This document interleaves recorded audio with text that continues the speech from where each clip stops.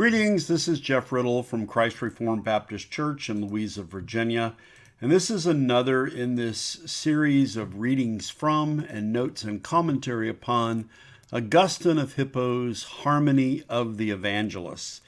In this episode, we're going to be looking at Book 1, chapters 6 and 7.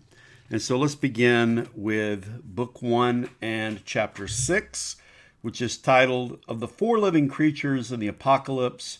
which have been taken by some in one application and by others in another, as apt figures of the four evangelists. For these reasons, it also appears to me that of the various parties who have interpreted the living creatures in the Apocalypse as significant of the four evangelists, those who have taken the lion to point to Matthew, the man to Mark, the calf to Luke, and the eagle to John, have made a more reasonable application of the figures than those who have assigned the man to Matthew, the eagle to Mark, and the lion to John. For in forming their particular idea of the matter, these latter have chosen to keep in view simply the beginnings of the books and not the full design of the several evangelists in its completeness, which was the matter that should, above all, have been thoroughly examined. For surely it is with much greater propriety that the one who has brought under our notice most largely the kingly character of Christ should be taken to be represented by the lion. Thus is it also that we find the lion mentioned in conjunction with the royal tribe itself, in that passage of the Apocalypse where it is said, "The lion of the tribe of Judah hath prevailed." For in Matthew's narrative, the Magi are recorded to have come from the east to inquire after the king and to worship him whose birth was notified to them by the star. Thus too Herod, who himself also was a king, is said there to be afraid of the royal child and to put so many children to death in order to make sure that the one might be slain. Again, that Luke is intended under the figure of the calf as reference to the preeminent sacrifice made by the priest has been doubted by neither of the two sets of interpreters. For in that gospel, the narrator's account commences with Zechariah the priest. In it, mention is also made of the relationship between Mary and Elizabeth. In it, too, it is recorded that the ceremonies proper to the earliest priestly service were attended to in the case of the infant Christ, and a careful examination brings a variety of other matters under our notice in this gospel, by which it is made apparent that Luke's object was to deal with the part of the priest. In this way, it follows further that Mark, who has set himself neither to give an account of the kingly lineage, nor to expound anything distinctive of the priesthood, whether on the subject of the relationship or on that of the consecration, and who at the same time comes before us as one who handles the things which the man Christ did, appears to be indicated simply under the figure of the man among those four living creatures. But again, those three living creatures, whether lion, man, or calf, have their course upon this earth. And in like manner, those three evangelists occupy themselves chiefly with the things which Christ did in the flesh, and with the precepts which he delivered to men, who also bear the burden of the flesh for their instruction in the rightful exercise of this mortal life. Whereas John, on the other hand, soars like an eagle above the clouds of human infirmity and gazes upon the light of the unchangeable truth with those keenest and steadiest eyes of the heart. Chapter 7, titled A Statement of Augustine's Reason for Undertaking This Work on the Harmony of the Evangelists, and an example of the method in which he meets those who allege that Christ wrote nothing himself, and that his disciples made an unwarranted affirmation in proclaiming him to be God. Those sacred chariots of the Lord, however, in which he is borne throughout the earth and brings the peoples under his easy yoke and his light burden, are assailed with calumnious charges by certain persons who in impious vanity or in ignorant temerity think to rob of their credit as veracious historians those teachers by whose instrumentality the Christian religion has been disseminated all the world over, and through whose efforts it has yielded fruits so plentiful that unbelievers now scarcely dare so much as to mutter their slanders in private among themselves, kept in check by the faith of the Gentiles and by the devotion of all the peoples. Nevertheless, inasmuch as they still strive, by their calumnious disputations to keep some from making themselves acquainted with the faith, and thus prevent them from becoming believers, while they also endeavor to the utmost of their power to excite agitations among others who have already attained to belief, and thereby give them trouble. And further, as there are some brethren who, without detriment to their own faith, have a desire to ascertain what answer can be given to such questions, either for the advantage of their own knowledge, or for the purpose of refuting the vain utterances of their enemies, with the inspiration and help of the Lord our God, and would that it might prove profitable for the salvation of such men, we have undertaken in this work to demonstrate the errors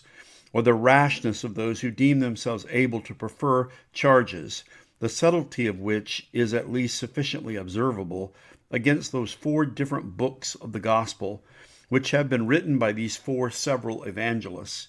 And in order to carry out this design to a successful conclusion, we must prove that the writers in question do not stand in any antagonism to each other. For those adversaries are in the habit of adducing this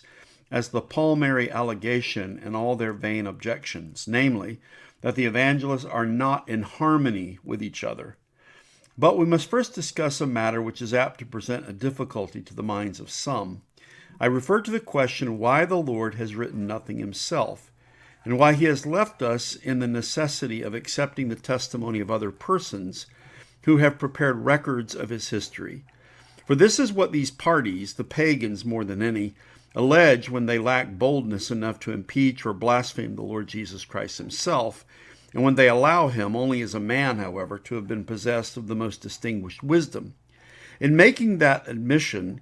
they at the same time assert that the disciples claim more for their master than he really was.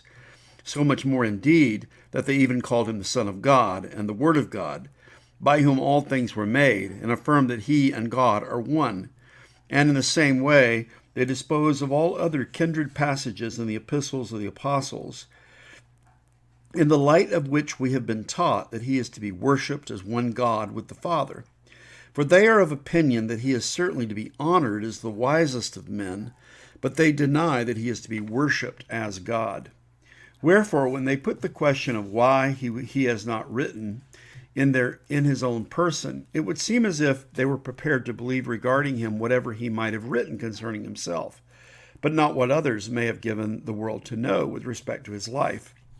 according to the measure of their own judgment. Well, I asked them in turn why, in the case of certain of the noblest of their own philosophers, they have accepted the statements which their disciples left in the records they have composed, while these sages themselves have given us no written accounts of their own lives. For Pythagoras, then, whom Greece in those days did not possess any more illustrious personage in the sphere of that contemplative virtue, is believed to have written absolutely nothing, whether on the subject of his own personal history or on any other theme whatsoever. And as to Socrates, to whom, on the other hand, they have adjudged a position of supremacy above all others, in that active virtue by which the moral life is trained,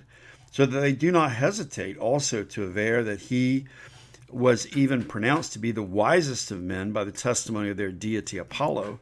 It is indeed true that he handled the fables of Aesop in some few short verses, and thus made use of words and numbers of his own in the task of rendering the themes of another. But this was all. And so far was he from having the desire to write anything himself that he declared that he had done even so much only because he was constrained by the imperial will of his demon, as Plato, the noblest of all his disciples, tells us.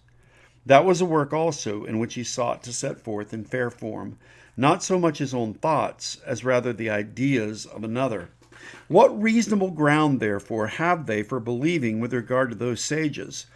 all that their disciples have committed to record in respect of their history, while at the same time they refuse to credit, in the case of Christ, what his disciples have written on the subject of his life?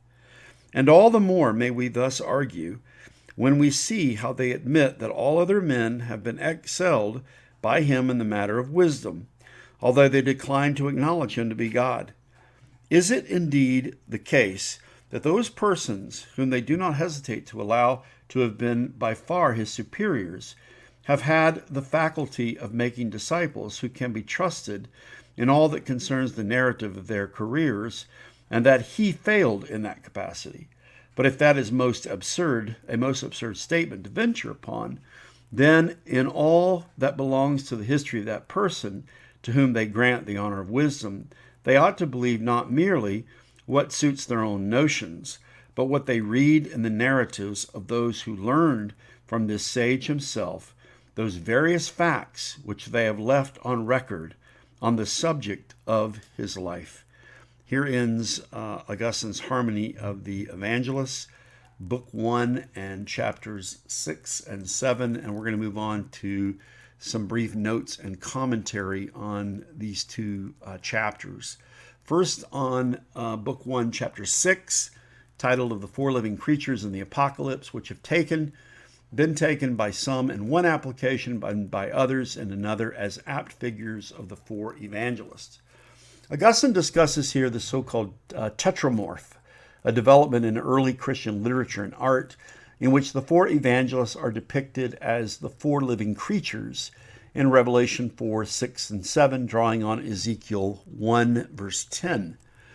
Most early interpreters suggested that the winged man would represent Matthew, the winged lion Mark, the winged ox Luke, and the eagle to represent John. Augustine, however, reverses the first two by suggesting that Matthew should be depicted as the winged lion, given his royal emphasis on Jesus as king, and Mark should be depicted as the winged man, since he specifically describes Christ neither as a king nor as a priest. He also mentions that some associated the man to Matthew, the eagle to Mark, and others suggested that the lion would go to John,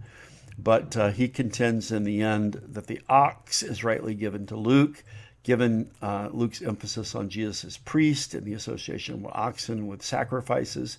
and that eagle is appropriate for John since, as Augustine puts it, he soars like an eagle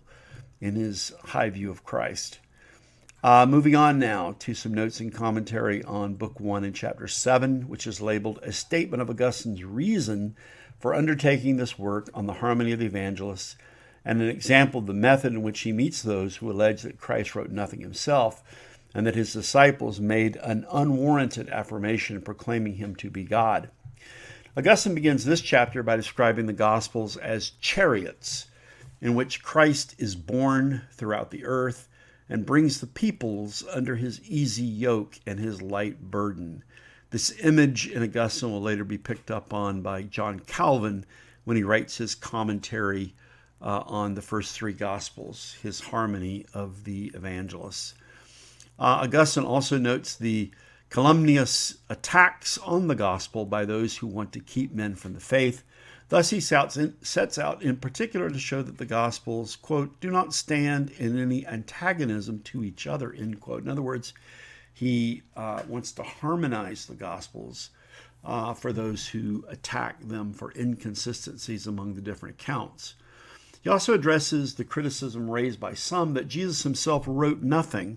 but that we learn of his life and teaching only through the writings of his disciples. And there are some who suggested that the disciples of Jesus exaggerated their master. Such men say that Jesus was the wisest of men, but they deny that he is to be worshipped as God. Augustine responds by pointing out that some of the most admired pagan philosophers left behind no writings, like Pythagoras and Socrates, but they were written about by their disciples. If they accept the records of the philosophers, then why not accept the gospel accounts of Jesus? In conclusion, in this discussion, we see Augustine again talking about both a matter of literature and art, the tetramorph, and a matter of apologetics. With respect to the tetramorph, depicting the gospel writers according to the four living creatures of Revelation and Ezekiel, Augustine uses this as an opportunity to discuss what makes each gospel distinctive. With respect to apologetics, he defends the harmony of the four gospels and their historical reliability, even though Jesus did not write anything and none of his writings are in the gospels. Augustine contends that This should be accepted just as the pagans accept the writings, the reports of Socrates or the reports of Pythagoras written by his disciples. And so he's defending here the authenticity, the historicity, the harmony of the four Gospels. Well, this brings this episode to a conclusion. I hope that this has been helpful and edifying for those who are listening. And I'll look forward to speaking to you in the next issue in this series. Till then, take care and God bless.